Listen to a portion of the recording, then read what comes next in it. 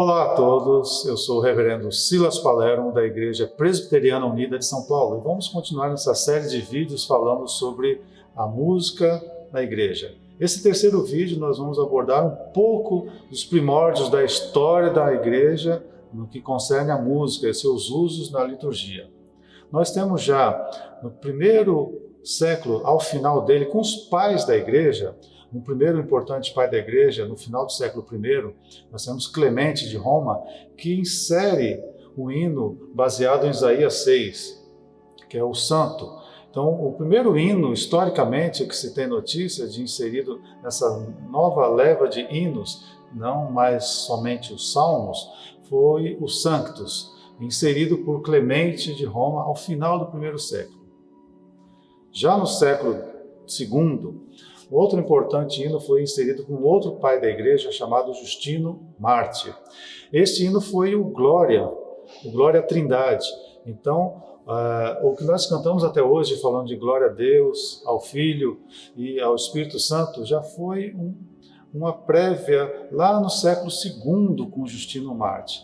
É um hino bem antigo. Não digo aqui a melodia, nós não estamos nunca nos referindo a questões melódicas ou estilos musicais, porque passando as eras, os séculos, as melodias foram se transformando e várias músicas foram compostas segundo a mesma letra, inclusive.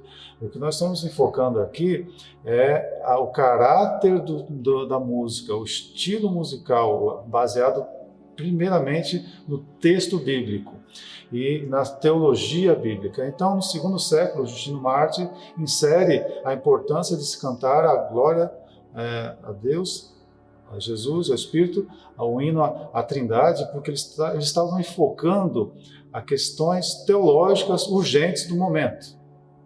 Então, isso foi proposto já no segundo século. Já no século III e IV da era cristã, surgem alguns hinos como o Kyrie eleison, ou seja, tem misericórdia de mim, Senhor. Surgem os hinos de ações de graças e os améns, que nós até hoje cantamos em muitos finais de cultos. Esses são hinos ou textos musicais e suas letras que surgiram por volta do século III e IV, com os pais da igreja, e se espalhou por toda a Europa e todo o canto das igrejas, como forma de liturgia. Então, a liturgia ela não surgiu assim, imposta de uma hora para outra. Nós temos visto que até aqui, no primeiro, segundo, terceiro, quarto séculos, hinos foram se agregando à ordem de culto, e as letras e as teologias específicas que deveriam ser ensinadas. Assim, já ao final do quarto século, nós temos uma organização um pouco mais elaborada dos cânticos considerados litúrgicos, músicas propícias com as teologias, os enfoques corretos para serem cantados nos cultos espalhados por toda a igreja naquela época.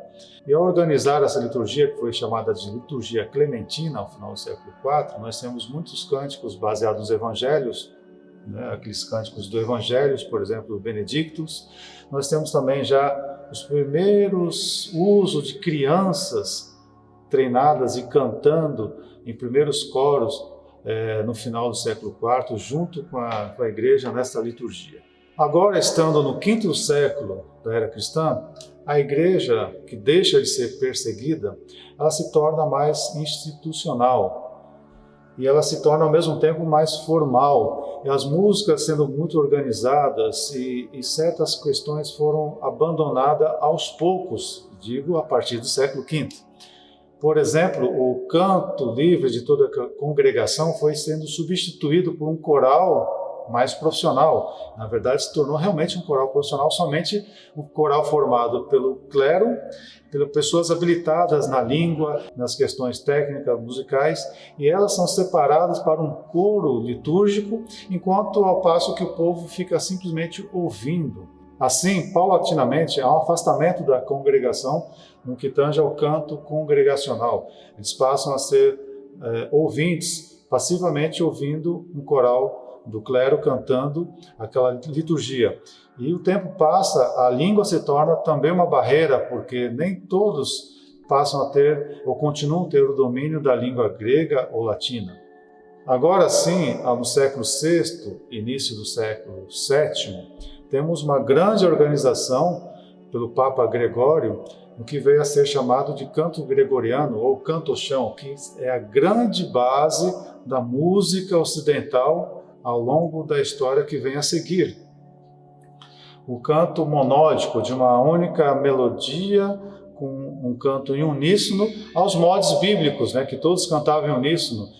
O cantar em uníssono significava, inclusive, a unidade da fé, um único canto ao Senhor e sem distrações. E o texto latino, que era cantada também na língua latina, que poucos dominavam já nessa época, somente o coral profissional, que era feito e cantado pelo clero, a língua latina cantava os textos bíblicos em latim e segundo os princípios da monodia, do canto que vem a ser chamado canto gregoriano ou, mais de maneira geral, o canto-chão, ou cantos finos. E essa música se torna a base de toda a história da música ocidental daí por diante, dada a sua importância. E essa música, o ritmo dela é levada pelo texto. É o texto que dita o andamento, o ritmo e a métrica desse tipo de música. De modo que, após o século VI até o século XI, nós temos a grande expansão da música cristã em toda a Europa conhecida. Esse canto-chão, esse canto uníssono dos textos bíblicos em latim, ele era feito pelos corais profissionais na igreja, do clero, de maneira antifonal, ou seja, um grupo cantava e um segundo coral respondia. Como nós temos muitos salmos que falam da obra de Deus, do amor de Deus, em termos de resposta de dois corais, de maneira antifônica. Um outro tipo de técnica utilizada no canto litúrgico era o canto gregoriano, o canto-chão, de forma responsiva, onde um solista cantava e o coro respondia os textos bíblicos. Ou simplesmente o canto direto, sem um arranjo especial. Isso tudo tem bases em vários textos bíblicos, mas, obviamente, arranjado e cantado segundo a estética da Idade Média. Muito mais à frente aparece um monge italiano da cidade de Arezzo, chamado Guido d'Arezzo, lá para o século XI, e introduz uma nova notação musical. Várias tentativas de notações musicais eram feitas, isso é uma história à parte, mas por que a notação musical, a partitura, como muitos entendem, se torna importante? Porque a igreja havia crescido, se espalhado por vários países da Europa, muitas línguas, se desenvolvendo, e a música era passada de forma oral. Um ensinava ao outro, ao pé do ouvido, e se cantava e se repetia os cantos, e às vezes, a memória falhando, algumas melodias eram desvirtuadas. Então, com esse crescimento da música e na liturgia e da igreja por todos os países europeus, houve a necessidade de ter um registro. Então, a criação da partitura musical nos seus manuscritos foi exatamente para favorecer o registro, numa época que não existia gravadores digitais como nós temos hoje. Então, a partitura foi simplesmente um meio importante para se registrar a música. Não direitos autorais, isso ainda não importava, isso é uma questão muito recente de autoria, mas era o simples registro melódico da música e com as letras para que não houvessem desvirtuações do canto e da correta liturgia segundo entendessem. Aliás, um dado interessante foi que as notas musicais surgiram depois de várias tentativas anteriores, que nós não vamos falar aqui nesse vídeo, mas as notas musicais que hoje chamamos de Dó, Ré, Mi, Fá, Sol, Lá, Si, ela foi tirada de um texto latino pelo próprio Guido d'Arezzo e provavelmente ele arranjou a música de forma a ensinar o povo esses novos nomes de notas, Dó, Ré, Mi, Fá, Sol, Lá, Si. E eu vou ler aqui a tradução desse pequeno hino que foi tirado como origem do nome das notas, que diz assim: para que os vossos servos possam cantar livremente a maravilha dos vossos feitos. Falando dos feitos do Senhor, claro. Tirai toda a mácula do pecado dos nossos lábios, ou dos lábios daqueles que cantam. Então, tirai toda a mácula do pecado dos seus lábios impuros. Aí é uma prece que eles faziam a São João. Tirado todas as questões que envolvem doutrinárias, é desse cântico que os cantores pediam que seus lábios fossem purificados para cantar ao Senhor. E é justamente desse canto que Guido d'Arezzo tira a cada verso a palavra, a sílaba inicial que traz o nome das notas. Dó, Ré, Mi, Fá, Sol, Lá, Si. Isso quando nós pegarmos, não essa tradução que eu fiz, mas o texto original em latim.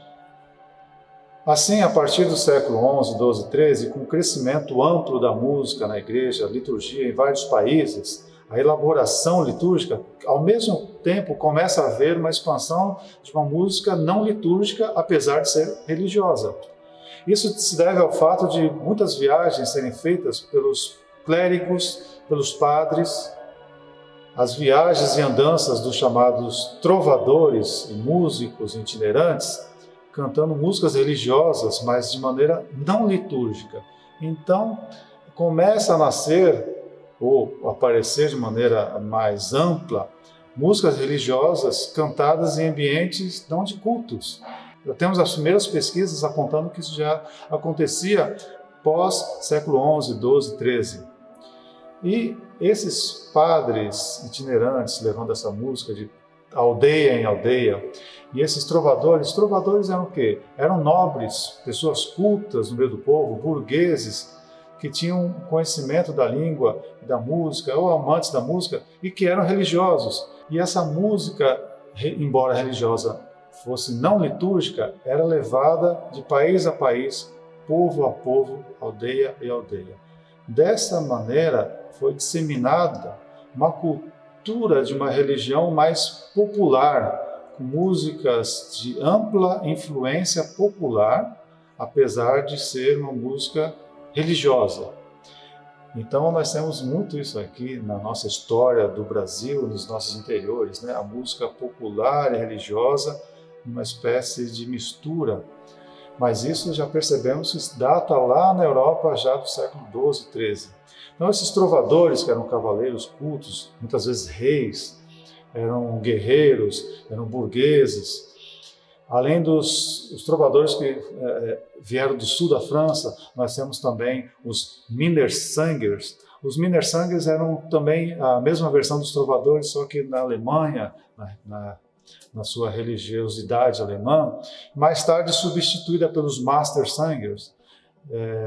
Esses Mastersingers eram cantores de caráter mais profissionais, eram os mestres cantores que cantavam as músicas religiosas de maneira mais elaborada. E essa organização dos mestres cantores sobreviveu até o século XIX, por exemplo. Então nós temos aí uma música religiosa, com influência popular, disseminada em todos os países da Europa e depois chegou até as Américas, por pessoas não ligadas ao clero. E por fim, características então gerais desse período da Idade Média, da evolução da música que traz nos primórdios os textos bíblicos em latim como construção da música, e a música vai se aprimorando a partir do momento que a igreja vai tendo independência e crescimento e se tornando rica, se tornando mais elaborada, a ponto que a composição foi feita por profissionais do clero e a improvisação musical deixada de lado e a participação do povo de maneira livre no canto congregacional foi deixada de lado também, sendo posta simplesmente para um coral de mestres cantores. Nós temos então a notação musical como um evento importante, a escrituração musical, o manuscrito da música, a fim de que a música seja aprendida em qualquer lugar sem erros de melódicos ou do seu texto musical. E por fim, a polifonia foi tomando lugar da monofonia.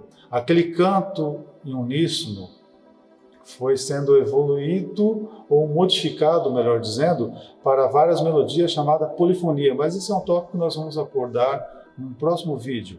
Então, a polifonia, o contraponto, a elaboração musical foi crescendo, deixando aquele canto simples e monódico cada vez mais de lado. mas esse é um assunto para nossos próximos vídeos sobre a música na igreja, a sua história e como nós vamos chegar até os reformadores. Vejo vocês no próximo vídeo. Até lá, Deus abençoe.